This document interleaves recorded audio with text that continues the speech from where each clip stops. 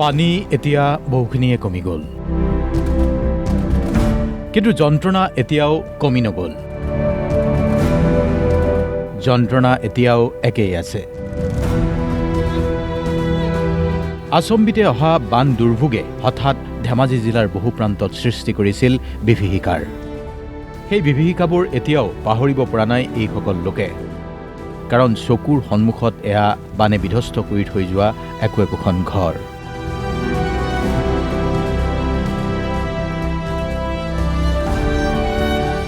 যিখন ঘৰত কালিলৈকে হাঁহি খিকিন্দালিৰ শব্দ আছিল, সেইখন ঘৰৰ মজিয়াত আজি কেৱল বোকা, ভঙা আচবাব আৰু এক অদ্ভুত নিস্তব্ধতা। কোনোৱে ঘৰৰ পৰা বোকা উলিয়াবলৈ চেষ্টা কৰিছে, কোনোবাই শুকাবলৈ দিছে স্কুলৰ কিতাপ, আৰু কোনোবাই বাচন বৰ্তন ধুই পুনৰ জীৱনটো আগৰ দৰে কৰিবলৈ চেষ্টা কৰিছে। যিবিলাক ধান ৰোৱা হৈছিলে এইবিলাক চব বোকা পলসে চব ডুবাই দিলে। এতিয়াতো আৰু আমি কেনেকৈ চলিম ভাবিয়ে পোৱা নাই। হোৱাটোতো গোটেই গাঁওখনতেই অনিষ্টটো হৈছে। আপুনি মই সকলোৱে জানো জীৱন ৰৈ নাথাকে। বানাক্ৰান্ত শিক্ষাৰ্থীৰ বাবে সেইবাবেই নতুন কিতাপ আৰু ছাত্ৰ ছাত্ৰীৰ নষ্ট হোৱা ইউনিফৰ্মো পুনৰ প্ৰদান কৰিবলৈ ব্যৱস্থা কৰিছে ৰাজ্য চৰকাৰৰ শিক্ষা বিভাগে। স্বয়ং শিক্ষামন্ত্ৰীয়ে কৈছে এই কথা। আচবাব কিতাপ পত্ৰ বহু ছাত্ৰ ছাত্ৰীৰ নষ্ট হৈছে। কিতাপ আমাৰ লগত মজুত আছে, গতিকে এই গৰম বন্ধৰ ভিতৰতে আমি ছাত্ৰ ছাত্ৰীসকলক তেওঁলোকে যিখিনি কিতাপ তেওঁলোকৰ বানপানীত নষ্ট হৈ গৈছে সেইখিনি আমি পুনৰ যোগান ধৰিম। একেধৰণে যিসকলৰ ইউনিফৰ্মো নষ্ট হৈছে সেইখিনিও আমি দিয়াৰ ব্যৱস্থা কৰিম। এতিয়া ধেমাজিৰ বহু পৰিয়ালক শূন্যৰ পৰা পুনৰ নতুন জীৱন আৰম্ভ কৰাৰ যাত্ৰা।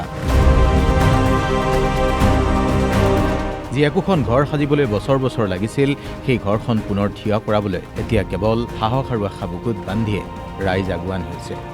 সমস্যা এতিয়া এটুপি বিশুদ্ধ খোৱা পানীৰ। ইয়াত ধান খেতি হৈছিলে কমচে কম 3 পৰা 4 পৰা কিছুমানে ৰুইছিলে আৰু পুৰা মাটিত পুৰা ফুটি দিছে আৰু কটীয়া চটীয়া পুৰা গৈছে, গৰু চৰু আৰু চব সম্পত্তি গৈছে আৰু সা সম্পত্তি। এতিয়া খাবলৈ একো নাই আৰু অলপ দিলে ভাল আৰু। এফালে স্বাস্থ্যৰ সংকট, আনফালে শিশুৰ ভৱিষ্যতৰ সংকট আৰু একোটা পৰিয়ালৰ প্ৰতিদিনৰ সংগ্ৰাম।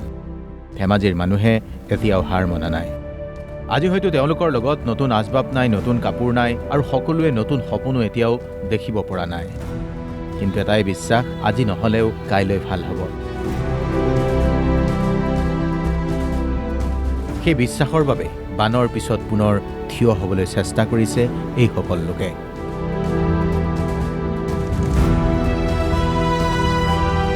কেমেৰা পাৰ্চন বীৰেন সিৰ সৈতে ধেমাজিৰ পৰা বিজন শৰ্মাৰ ৰিপৰ্ট, DY 365।